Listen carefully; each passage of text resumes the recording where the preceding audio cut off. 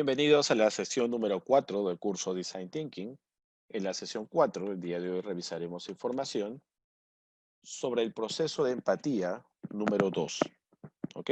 Recordemos que en la sesión número 3, cuando hemos trabajado el proceso de empatía número 1, primero hemos levantado información general del proceso de empatía, unas sugerencias o recomendaciones de la forma en la cual deberías acercarte o aproximarte al mercado y levantar información de primera mano.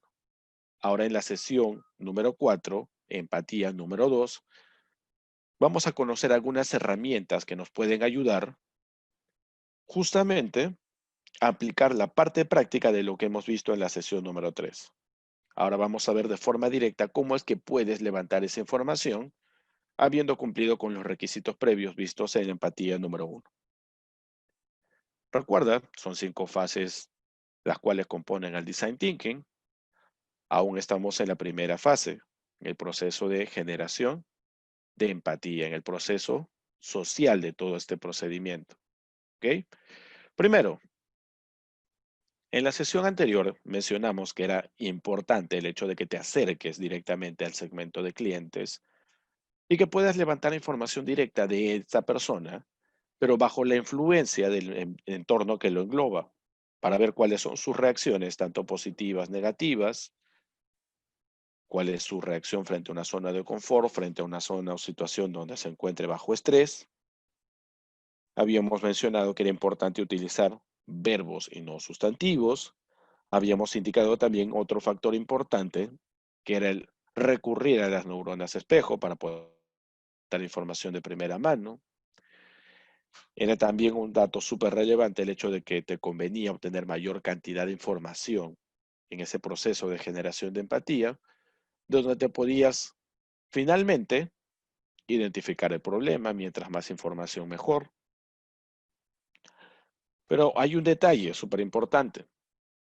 ¿Qué pasa si yo ya apliqué el proceso de empatía en la primera sesión, tal como lo hemos visto, empatía número 1, y he podido levantar información voluminosa, información bastante, digamos, fácil de trabajar? ¿Por qué? Porque mi proceso de empatía lo realicé siguiendo todos los puntos o pasos que ya hemos mencionado. Ahora viene un punto importante. ¿Cómo realmente sabes que la información que has podido levantar es información limpia, transparente, y no es información producto de alguna postura que el cliente haya querido tomar en ese momento? Es decir, que falló la fase de empatía y en lugar de conectar con el cliente evidenció o se dio cuenta de que tú ibas con la intención de analizarlo. Y como te había dicho antes, todos los seres humanos estamos en búsqueda siempre y de manera constante de aceptación. Por ende, modificó sus historias, cambió su actitud, sus gustos, preferencias. Finalmente tú consideraste que sí habías hecho un proceso de empatía correcto porque levantaste una gran cantidad de información, pero lo que no sabes es que la información que acabas de levantar no es información producto de una investigación natural, verídica al 100%. ¿Cómo puedo verificar esto? Sencillo, porque después de haber hecho el proceso de generación de empatía, tienes que utilizar una herramienta que se llama búsqueda de información digital. ¿Cómo así? Debo contrastar la información que me ha dado este potencial cliente. ¿Con qué? Con la búsqueda de información digital. Me dijo, por ejemplo, que vivía en tal lugar, que se dedicaba a tal cosa, que su rutina diaria era la siguiente, etcétera, etcétera. Tengo que contrastar esa información. ¿Con qué? Con información a la que yo pueda acceder de manera digital y de manera gratuita y rápida. Por ejemplo, las redes sociales. Si yo verifico con el análisis e investigación de las redes sociales que todo lo que me ha dicho esta persona no guarda relación, las experiencias, su rutina diaria, los problemas que enfrenta, no guarda relación con lo que realmente esa persona publica o lo que yo puedo ver en sus redes sociales, automáticamente ya puedo deducir Dos cosas. Uno, que esta persona ha intentado camuflarse adaptando su conducta a un estándar para que obtenga aceptación, o no, en lugar de yo poder adaptarme a esta persona y poder realizar el proceso de empatía con las neuronas espejo, es esta persona la que se ha mimetizado conmigo. Es esta persona la que ha aplicado las neuronas espejo, pero para adaptarse a mí. Y no finalmente he llegado a obtener información transparente, sino información producto de la actitud de esta persona que ha intentado generar un proceso de empatía conmigo, adaptándose a mi perfil, a mis necesidades, a mis deseos, a mis experiencias. ¿Cómo puedo verificar realmente si esto ha sido correcto o no? Si esta información me va a servir o no para hacer el siguiente paso. Elaborar el paso número 2, que es la identificación de un problema. Sencillo, tienes que recurrir a buscar información digital y contrastar lo que te ha dicho esta persona con lo que realmente refleja sus redes sociales. Número 2, esta herramienta de búsqueda de información digital no solamente tiene que ver con que investigues en las redes sociales de esta persona, sino también va un paso más allá y te permite recurrir a información no solamente de esta persona sobre la cual aplicaste el proceso de empatía, sino otras personas que se ven influenciadas por el mismo ambiente externo y que se encuentran dentro del mismo segmento de clientes, pero en base a la experiencia que estas personas tienen sobre el consumo de determinado tipo de mercancías o servicios. ¿Cómo así, profesor? Yo puedo evaluar, en primer lugar,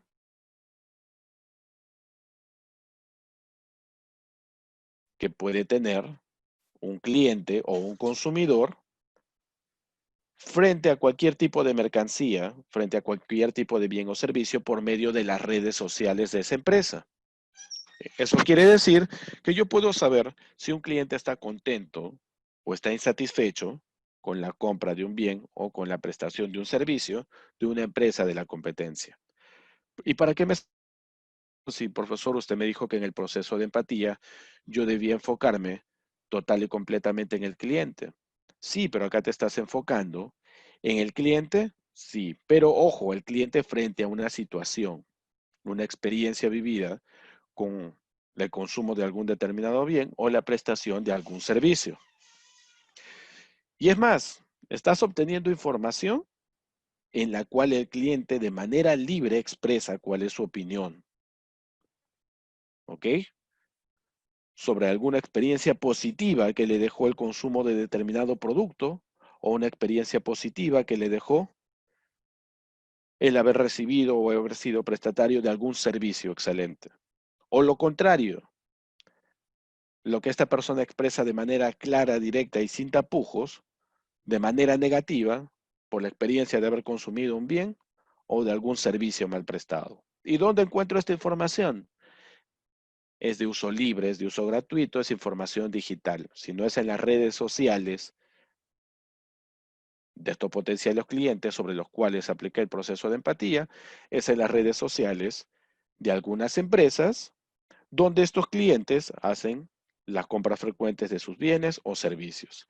Pero ojo, esta búsqueda de información nuevamente me sirve, número uno, para contrastar la información que yo recopilé de ese cliente con lo que puedo ver en sus redes sociales, o me permite ver la conducta de este cliente de aceptación o rechazo frente a determinado servicio, determinado bien en las redes sociales de las empresas de las cuales él es consumidor frecuente. ¿Me sirve esa información? Claro que me sirve esa información, sobre todo los aspectos negativos, cuando emite un juicio de valor negativo o una crítica, porque yo de manera directa ya estaría obteniendo información de una reacción normal y natural para él bajo una mala experiencia de consumo. Otra herramienta que también te va a servir muchísimo al momento en que haces el proceso de empatía es el visual thinking. ¿A qué se refiere esto? De que todo debe ser visual, ¿ok? Todo debe ser visual. Si bien es cierto, en el proceso de empatía yo estoy obteniendo información de primera mano del cliente, es información desordenada, como habíamos dicho. Es información que viene de historias, de experiencias personales, eh, tal vez algunas situaciones que escuchó de manera indirecta, información que captó de internet, información que puede venir quizás por simple deducción lógica de esta persona, pero toda esa información me la ha dado a entender en el proceso de empatía. ¿Yo qué necesito hacer? Necesito organizar de manera visual toda esa información. Mientras más visual, mejor. ¿Ok? Mientras más visual, mejor. Porque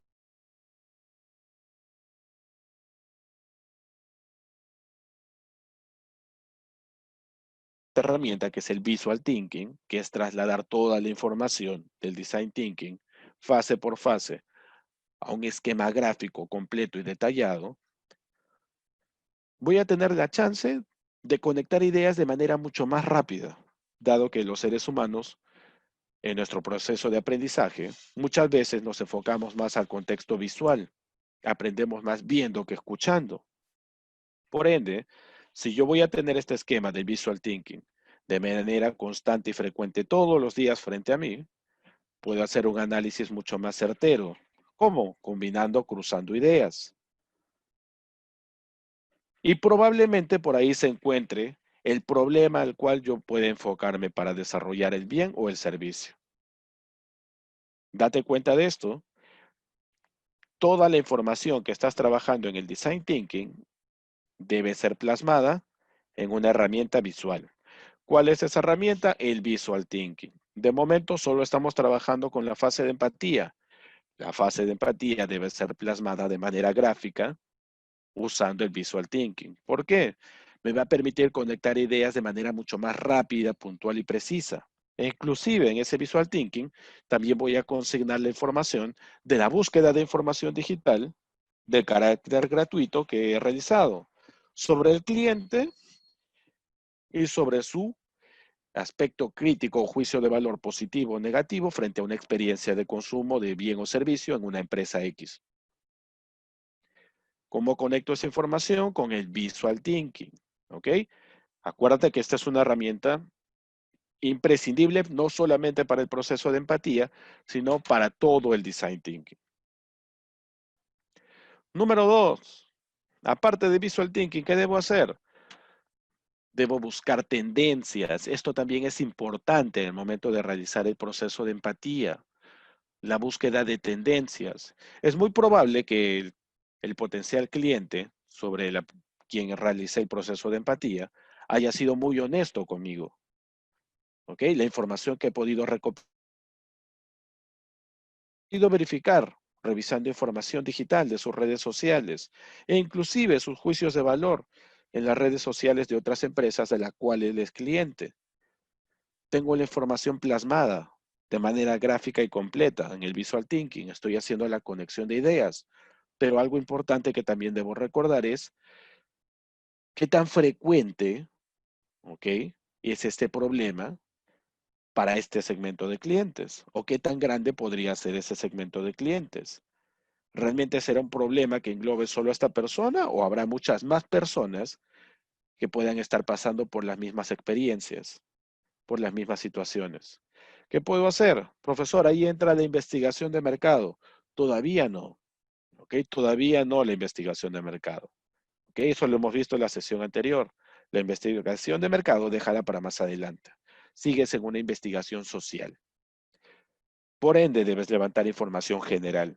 Y una herramienta gratuita y rápida que podrías utilizar es Google Trends. Es una herramienta gratuita de Google que te va a ayudar a identificar tendencias de búsqueda en el mercado internacional. Y este es un indicador para complementar tu visual thinking, para poder orientar información de proceso de empatía de manera geográfica o inclusive para recurrir a más potenciales clientes de los cuales puedes levantar información, pero de manera inteligente, ya no al azar, sino dentro del mismo sector o espacio donde se mantiene la tendencia de búsqueda de palabras clave. Otro punto importante, ¿te acuerdas que en la sesión anterior habíamos mencionado de que era obligatorio el hecho de cuestionarte todo proceso obvio? ¿Tenías que extrañarte de cosas obvias?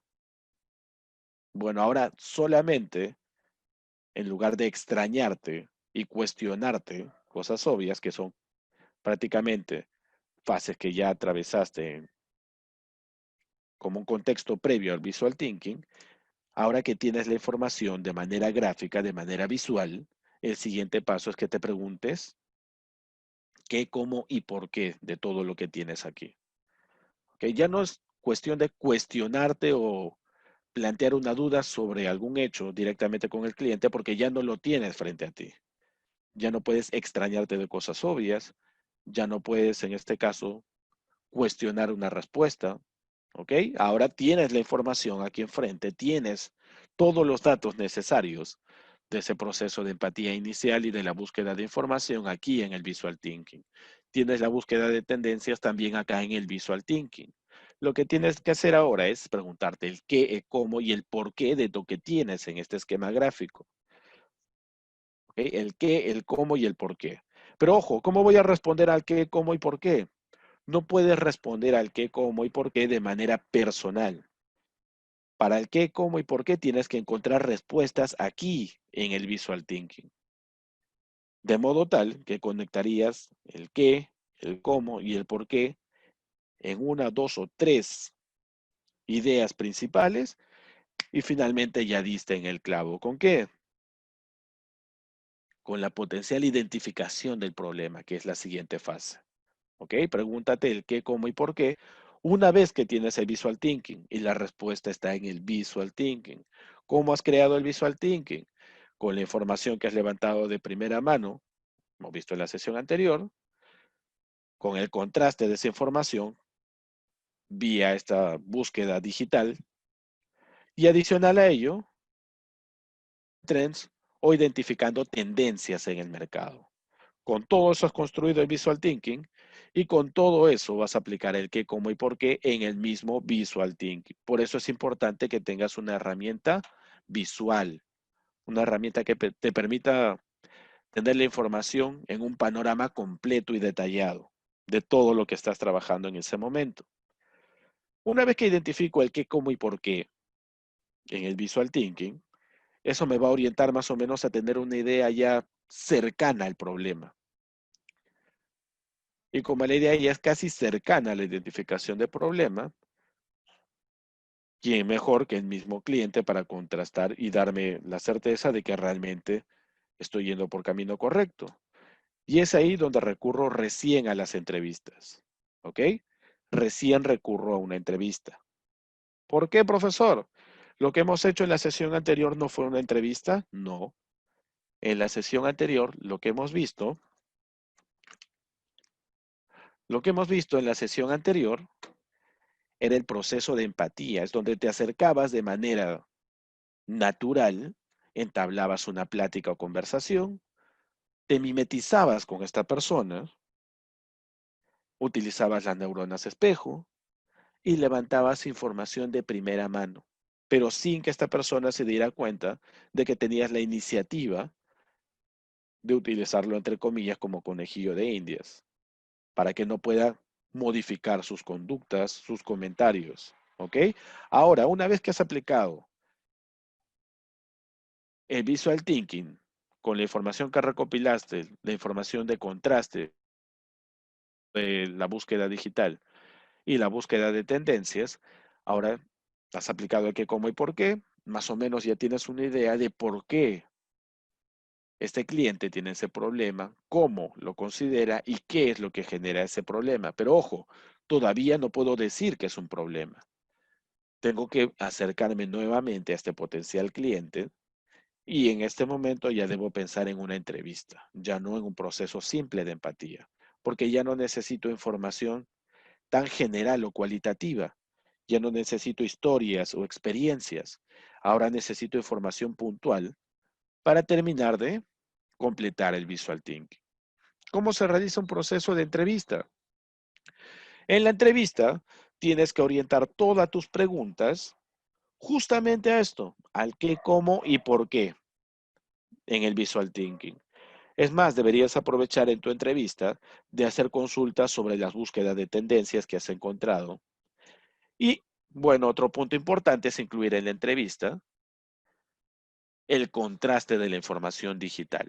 Es decir, si no pude encontrar información de este cliente para contrastarla, ahora es el momento. En la entrevista puedo verificar o contrastar esa información.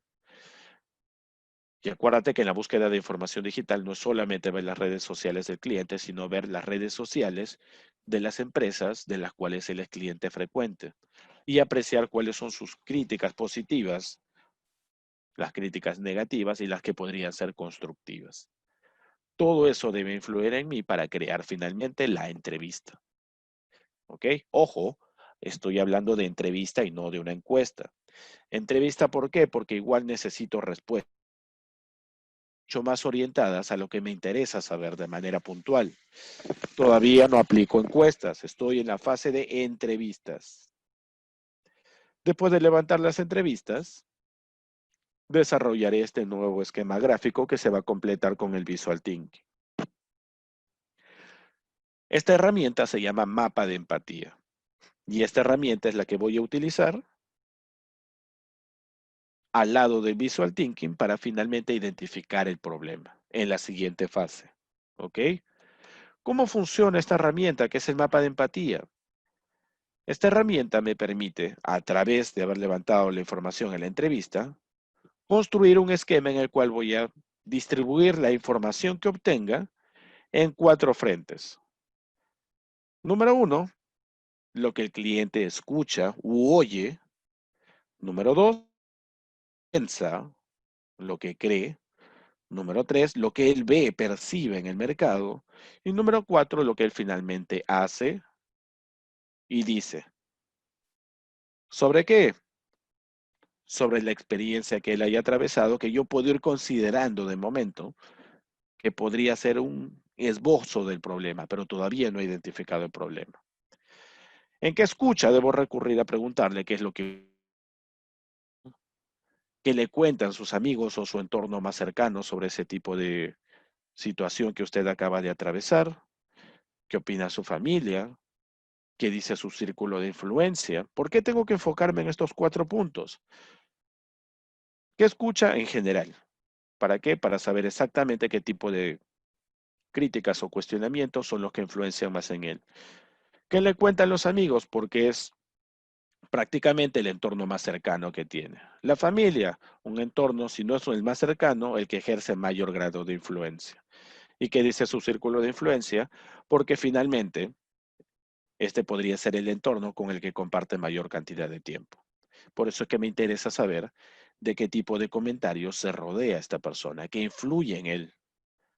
Y esto lo voy a usar más adelante como una herramienta potencialmente orientada a marketing, ¿no? Para poder llegar a él. Pero de momento me sirve esta información para saber cuáles son los puntos de influencia que ejercen en él para su toma de decisiones. ¿Qué es lo que le gusta escuchar? ¿De quién vienen esos comentarios? ¿Ok? Si son acertados o no. Después, ¿qué es lo que él piensa sobre esa situación problemática que atraviesa? Una situación incómoda. ¿Qué es lo que él siente frente a ese tipo de experiencia en su entorno? ¿Cuáles son sus necesidades? ¿Y qué preocupaciones le podría generar esto? Estas respuestas me las va a dar en base a lo que él piensa o siente. Después de ello, debo recurrir a preguntarle cómo es su entorno. Las personas de las cuales me había dicho que había escuchado o había oído comentarios, tiene que describirlos ahora. ¿Cómo es tu entorno? ¿Con qué intención busco averiguar cuál es el entorno? ¿Quiénes son sus amigos y qué le ofrece el mercado? Para poder validar esto, la búsqueda de tendencias. Por eso es que necesito saber cómo es el entorno que engloba a esta persona. Sus amigos son las personas que influyen directamente en él. ¿Y qué le ofrece el mercado? para saber justamente esto, ¿no?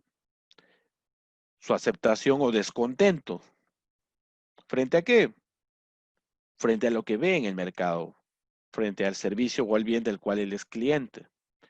Finalmente, ¿qué es lo que él dice, opina y hace? ¿Qué finalmente es lo que él puede concluir de todo este tipo de situación y qué es lo que él hace? ¿Cuál es su actitud frente a ello? ¿Qué conducta puede tener? Y si, producto de esta información, ha generado algún hábito, el cual maneja de manera constante frente a cualquier situación en la cual se repita.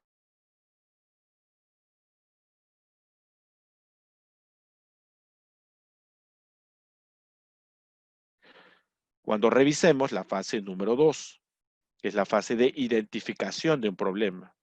¿Ok? Hasta acá solamente es la parte general. Nuevamente, mapa de empatía. Es como para contrastar lo que yo levanté como información de primera mano, ¿no? Y dígame, últimamente, ¿qué es lo que usted ha escuchado en el mercado? ¿De qué le hablan sus amigos? ¿Qué opina su familia sobre esa situación? ¿Y qué dice su círculo de influencia, sus compañeros de trabajo, sus jefes, sus vecinos? ¿Qué piensa usted sobre esa situación? ¿Cuál es su juicio de valor sobre ello? Finalmente, ¿qué es lo que siente? ¿Cuáles son sus necesidades frente a ello? ¿O sus deseos? ¿Y qué preocupaciones trae esto consigo para usted? Descríbame cómo es su entorno. ¿Qué características tiene sus amigos? Sé, casados, con hijos, independientes, oficinistas. ¿Qué le ofrece a usted el mercado? ¿Ha encontrado o no ha encontrado lo que busca? Sí, no, está contento, descontento. Finalmente, ¿qué es lo que usted opina? ¿Y qué es lo que piensa hacer o qué es lo que está haciendo frente a ello? ¿Cuál es su actitud? ¿Esto ha generado algún cambio en su conducta? ¿Ha tenido que adaptarse? ¿Fue temporal o finalmente se tradujo en un hábito que usted lleva consigo en la actualidad? Toda esa información es general. Date cuenta que no parte de algo en específico. Es general. Yo podría hacer el mapa de empatía sobre la coyuntura, lo que está pasando en este momento de manera actual con lo del COVID-19. ¿Qué he escuchado? Y me describirá qué es lo que he escuchado en las noticias, que hay rebrotes, etcétera. ¿Qué le cuentan sus amigos? Ah, que está tomando las medidas del caso para poder evitar un contagio. ¿Qué dice su familia? Uy, recetas caseras de repente, o que me cuide de tal forma, que me abriga, etcétera. ¿Qué dice su círculo de influencia? Que de repente ya vuelve el sistema de trabajo con la activación económica nuevamente en el país. ¿Qué piensa usted frente a ello? ¿Qué siente? ¿Cuáles son sus necesidades, sus preocupaciones? ¿Cómo es su entorno, sus amigos? ¿Qué le ofrece el mercado frente a esta situación? ¿Qué dice, hace? ¿Cuál es su actitud? Su conducta obviamente ha cambiado y sus hábitos también. Todo eso me sirve para qué? Para saber exactamente cuál es el punto principal, cuál es el punto principal de preocupación de esta persona en este momento. Puede tener un montón de problemas. Sí, yo puedo haber identificado un montón de problemas en el design thinking. ¿Cómo? En esta herramienta visual, el visual thinking. Pero si son varios problemas los que estoy identificando, en teoría, porque estoy conectando ideas, ¿cuál es el que debo atender como prioridad? ¿Cómo sé cuál es el principal problema? Porque de repente en las redes sociales he visto varios problemas, ¿no? Está descontento con varios servicios y productos. En tendencias, he visto que como tendencia casi todos los problemas que esta persona podría tener. En el qué, cómo y por qué hay muchas respuestas. En la entrevista también se explaya demasiado.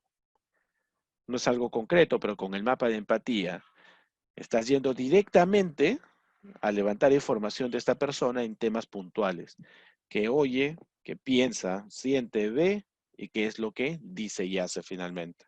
Y aquí me doy cuenta que él se va a orientar por una de estas ideas en particular, por uno de estos puntos, por uno de estos sectores, por una de estas áreas que forma parte de su historia como cliente, que forma parte de la información que yo pude levantar en determinado momento.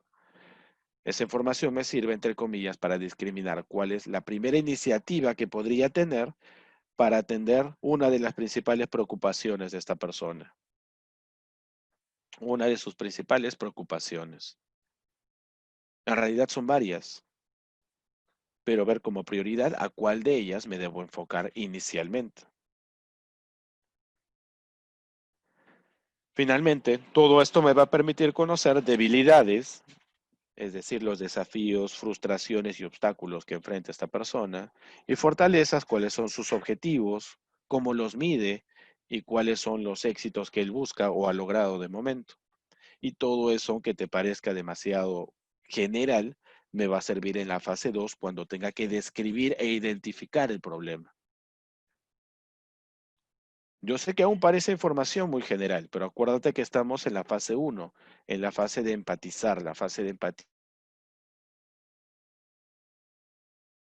posible, validar esa información, construirla de manera visual, volver a plantearse el cuestionamiento de el qué, cómo y por qué con el cliente, regresar a él con la entrevista, construir en este caso el mapa de empatía y contrastar información entre el mapa de empatía y el visual thinking. Si te das cuenta, inclusive el visual es una herramienta que se utiliza como recurso para el mapa de empatía, porque el mapa de empatía también representa de manera gráfica la construcción de ideas de lo que oye, piensa, siente, ve y finalmente hace y dice el cliente. Con esto estamos concretando la idea, ahora sí, de manera completa sobre la fase de empatía. Apenas es la primera fase, por eso es que todavía no tenemos ni siquiera la idea del bien o servicio, el problema o la idea general para resolver el problema. Estamos recién en la fase de empatía, en la fase en la cual levantamos información. Si hemos seguido paso a paso cada uno de los puntos que hemos visto en empatía 1 y ahora en empatía número 2, ya estamos listos para dar el siguiente paso y ahora sí, definir para con certeza poder argumentar cuál es el problema por el cual atraviesa esta persona. Y en el Visual Thinking te darás cuenta que todos los seres humanos somos complejos por toda la información que vas a tener. El punto positivo es que si bien es cierto, debes discriminar cuál es la principal preocupación que vas a atender, no debes desechar esta información porque aquí se encuentran otras preocupaciones que en determinado momento también podrías atender. Con el Visual Thinking justamente tienes información de nuevas alternativas de bienes, servicios, versiones, presentaciones, modelos. ¿Por qué? Porque acá tienes prácticamente la historia de ese cliente.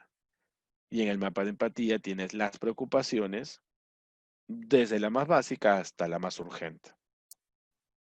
Algunas permiten manejar información de manera gráfica y detallada. De todas formas, es información gráfica y detallada, pero completa. ¿Ok? Completa.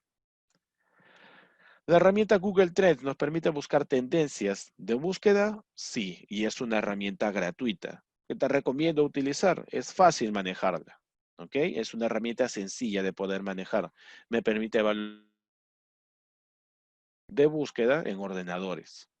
Y las tendencias generalmente surgen por algo, por alguna situación o evento que sucede en ese espacio geográfico. Pregunta número 3. ¿La investigación por medio de redes sociales y medios informativos es relevante para aplicar la empatía? Sí es relevante porque te permite contrastar la información que has podido levantar en determinado momento y poder válida para construir después el visual thinking. Pregunta número 4. Las preguntas qué, cómo y cuándo son las ideales para aplicar a la fase de empatía. No, no es qué, cómo y cuándo. Acuérdate, qué, cómo y por qué. El cuándo no, porque el cuándo tú lo estás observando. El por qué es lo que te interesa conocer. ¿Ok? El qué, cómo y por qué. Y número 5, el mapa de empatía permite levantar información directamente del potencial cliente o usuario. Sí. El mapa de empatía te permite levantar esa información directamente de ese potencial cliente usuario en base a 4 frentes: lo que él oye, lo que él piensa o siente, lo que él ve y finalmente lo que él dice y hace. De modo tal que yo puedo identificar las debilidades que vendrían a y obstáculos enfrenta diariamente esta persona y las fortalezas, cuáles son sus objetivos, cómo los mide y cuáles son los éxitos. ¿Para qué necesito conocer esto? Para que cuando identifique el problema en la siguiente fase, ese problema se enfoque a qué? A destruir esta frustración, a destruir la frustración que él puede sentir en este momento, el eliminar los obstáculos que está enfrentando y a que esos desafíos sean alcanzables.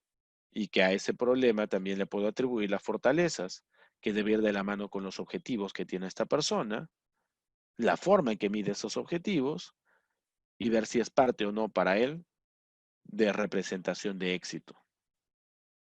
Pero eso lo vamos a ver en la siguiente sesión, en la sesión número 2, la definición o identificación del problema.